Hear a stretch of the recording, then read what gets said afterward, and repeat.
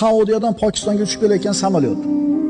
Ana shu samolyotda bitta bir oynaga yorilib ketdi-da, haligi bosim ikkita yosh bilan tortib tashqariga chiqarib yubordi, onasi qoldi. Dotib qoldi. Lekin qarang, mana samolyotdan chiqib ketdi. Endi nima bo'ladi bu ikkita bola? Halok bo'lishi tayin. Lekin Alloh taoloning qo'lida hamma ish. Haligi ikkala bola 8000 10000 metr balandlikdan dengizga tushdi. Ya'ni qayerga tushdi desangiz, ayni shu bolalar tushgan joyda bir kemada bir odam baliq tutayotgan edi. Hali tushgan narsaning oldiga boruvdi, borsa ikkita bola tirik. Olib keldi, hukumatga xabar berdi, onalari kelib olib ketdi. Ya'ni ko'ring, chiqib ketdi samolyotdan. Nima qila oladi inson? Samolyot egasi nima qila oladi? Pilot nima qila oladi? Hech kim hech narsa qila olmaydi.